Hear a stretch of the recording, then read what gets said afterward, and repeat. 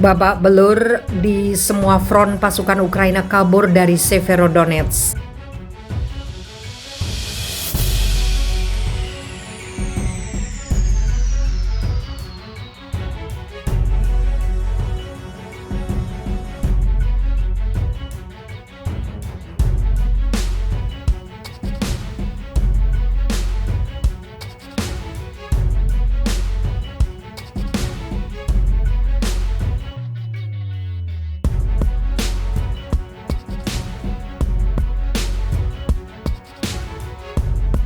Babak belur di semua front, pasukan Ukraina kabur dari Severodonetsk. Gubernur Oblast Provinsi Luhansk, Serhiy Haidai, akhirnya menguak kebenaran bahwa militer Rusia sudah menguasai hampir seluruh kota Severodonetsk. Kemenangan pasukan Rusia diiringi oleh kaburnya unit militer Ukraina dari kota terakhir itu. Memasuki hari ke-121 perang Rusia-Ukraina, kota Severodonetsk disebut Haidai nyaris hancur.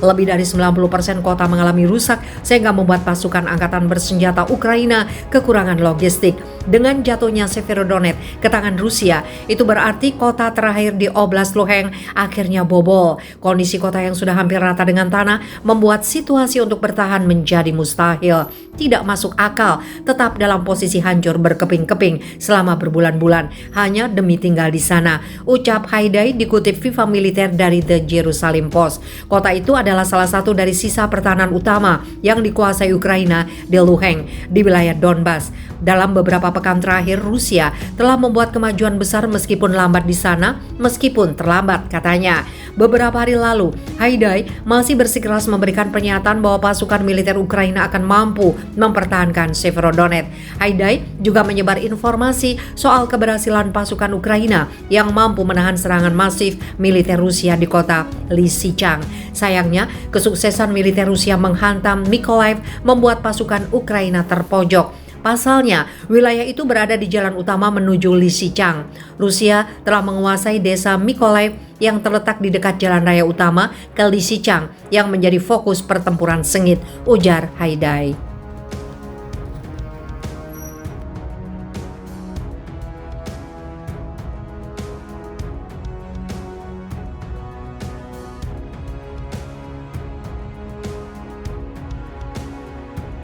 Gubernur Oblast Provinsi Luhansk, Serhiy Haidai, akhirnya menguak kebenaran bahwa militer Rusia sudah menguasai hampir seluruh kota Severodonetsk. Kemenangan pasukan Rusia diiringi oleh kaburnya unit militer Ukraina dari kota terakhir itu. Memasuki hari ke-121 perang Rusia-Ukraina, kota Severodonetsk disebut Haidai nyaris hancur.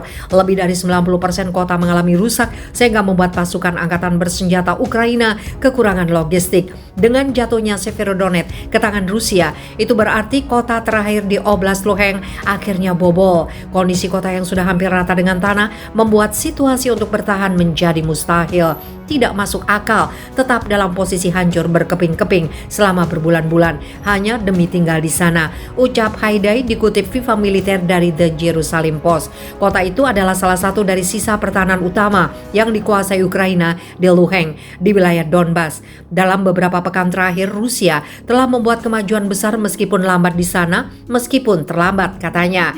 Beberapa hari lalu, Haidai masih bersikeras memberikan pernyataan bahwa pasukan militer Ukraina akan mampu mempertahankan Severodonetsk. Haidai juga menyebar informasi soal keberhasilan pasukan Ukraina yang mampu menahan serangan masif militer Rusia di kota Lysychansk. Sayangnya, kesuksesan militer Rusia menghantam Mykolaiv membuat pasukan Ukraina terpojok. Pasalnya, wilayah itu berada di jalan utama menuju Lysychansk. Rusia telah menguasai desa Mykolaiv yang terletak di dekat jalan raya utama ke Lysychansk yang menjadi fokus pertempuran sengit, ujar Haidai.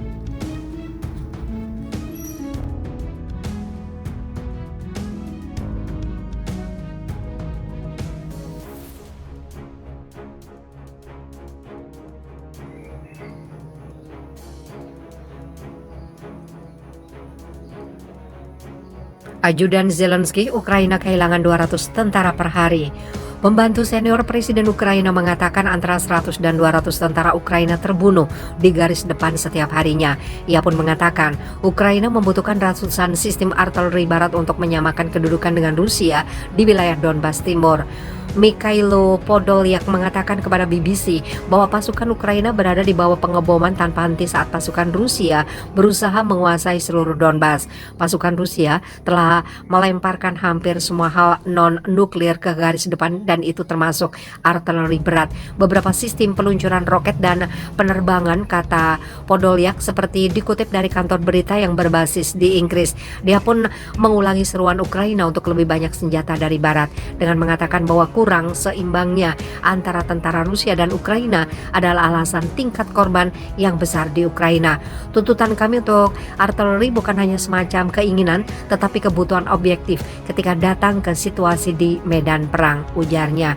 Ia menambahkan bahwa Ukraina membutuhkan 150 hingga 300 sistem peluncuran roket untuk menandingi Rusia, jauh lebih tinggi daripada jumlah yang diterimanya sejauh ini. Podolyak juga mengatakan pembicaraan damai hanya dapat dilanjutkan jika Rusia menyerahkan wilayah yang telah diperolehnya sejak invasi pada 24 Februari. Pendapat Podolyak bahwa 100 hingga 200 tentara Ukraina tewas setiap hari lebih tinggi dari perkiraan sebelumnya. Pada hari Kamis, Menteri Pertahanan Ukraina Oleksiy Reznikov mengatakan Ukraina kehilangan 100 tentara per hari dan 500 lainnya luka. Perbedaan angka korban merupakan tanda betapa sulitnya mendapatkan informasi yang akurat dari medan perang. Terlepas dari kedua gian besar, Reznikov mengklaim bahwa sejumlah besar tentara Rusia juga terbunuh. Kremlin terus menekan massa, tersandung menghadapi penolakan keras dan menderita banyak korban, kata Reznikov. Tapi masih memiliki kekuatan untuk maju di beberapa bagian depan. Demikian pula Gubernur Regional Luhansk Serhiy Haidai mengatakan Rusia mati seperti lalat, tetapi mengepakkan klaim Podolyak bahwa Ukraina menghadapi kesulitan dengan kekurangan artileri menjadi bencana.